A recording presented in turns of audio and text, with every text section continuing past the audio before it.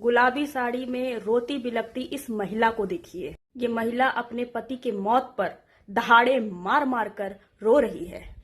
ये अपने पति के मौत पर कभी रोते रोते अपनी चूड़ियां तोड़ती है, तो कभी रोते रोते, चिल्लाते चिल्लाते, चीखते चीखते बेहोश हो जाती है।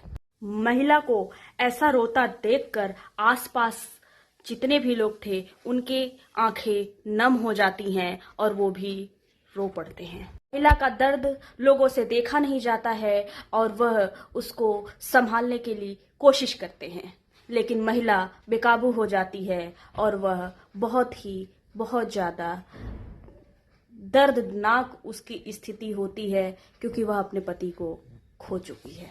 लेकिन इस महिला की रोने बिलखने की पीछे की सच्चाई अगर आप जानेंगे तो आपके पैरों तले जमीन खिसक जाएगी। दरअसल ये मामला उत्तर प्रदेश के सुल्तानपुर जिले का है। यहाँ एक महिला ने अपने प्रेमी के द्वारा अपने पति की ही हत्या करवा दी। इस महिला ने रोते बिलखते हुए खूब ड्रामा क्रिएट किया। हाई वोल्टेज ड्रामा करने के बाद वह अब पुलिस के गिरफ्तारी में है। बता दें, इस युवती का पति किसी बाग में मृत पाया गया। उसकी पत्नी उस लड़के से जो मृत पाया गया उससे लिपट कर दहाड़े मार मार कर रो रही थी। परिजनों के तहरीर पर उसका कॉल डिटेल निकलवाया गया और कॉल डिटेल निकालने के बाद एक युवक की एंट्री होती है और उस तहरीर और जांच के बाद उस युवक को हिरासत में लिया गया है। पुलिस पूछताछ में उस युवक ने उसकी पत्नी का नाम बताया है। उसके बाद पुलिस उसके गांव पहुंचती है और अर्थी उठने के पहले ही उस महिला को गिरफ्तार कर लेती है। गांव वालों को यकीन नहीं होता है कि कुछ देर पहले यही महिला थी जो इतना फूट फूट कर, लिपट लिपट कर रो रही थी। यह भी कातिल हो सकती है, ऐसा गांव वालों को बिल्कुल भी अंदाजा नहीं लगा था। कुछ देर पहले यह महिला मातम मना रही थी। यह विश्वास को झकझोर देने वाला घटना है। दरअसल ये घटना चंदा कोतवाली क्षेत्र का है। महेश नाम बताया जा रहा है। गुरुवार की सुबह उसका मृत शरीर बाग में पाया गया।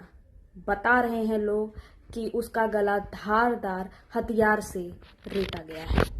गांव वालों ने इसकी जानकारी महेश के घर वालों को दी।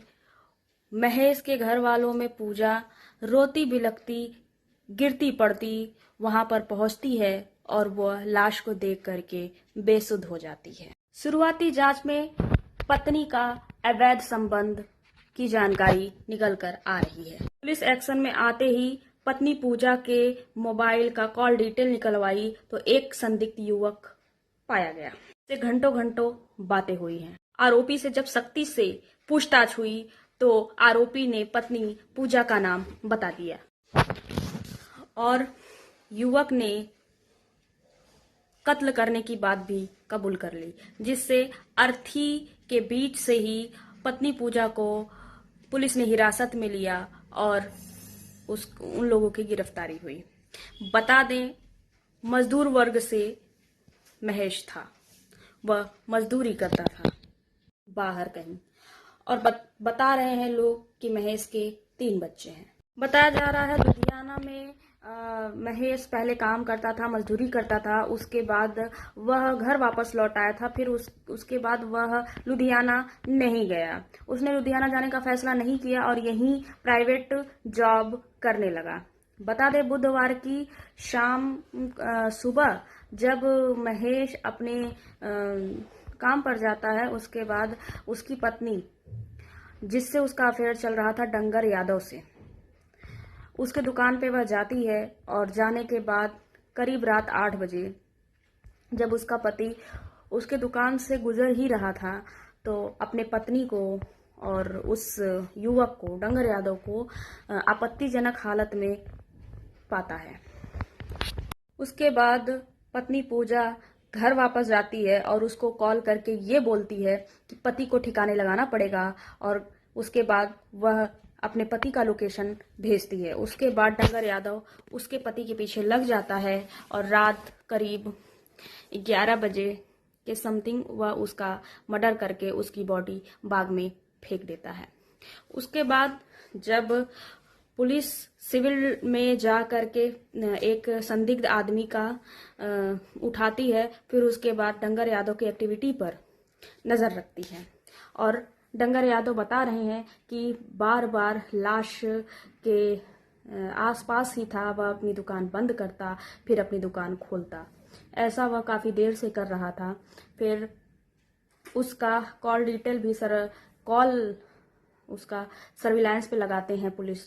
फिर उसके बाद सच्चाई पता चलती है और उसको वहां से गिरफ्तार कर लिया जाता है। उसके बाद वह खुद अपना जुर्म कबूल कर लेता है। मामला का खुलासा करते हुए जो एएसपी हैं वहाँ के अखंड प्रताप सिंह, उन्होंने बोला कि परिजनों के तहरीर पर हत्या का मुकदमा दर्ज किया गया था, जिससे उसके प्रेमी और पत्नी को गिरफ्तार कर लिया गया है। गाइज, आजकल किसी पे भी भरोसा करना बहुत ही कठिन हो गया है। आजकल लोग एक्टिंग देखते नहीं हैं, करते हैं। पिक्चर को छोड़कर लोग आजकल अपने असल जिंदगी में भी एक्टिंग कर रहे हैं। सेफ रहिए, खुश रहिए, एक का बन के रहिए। शुक्रिया।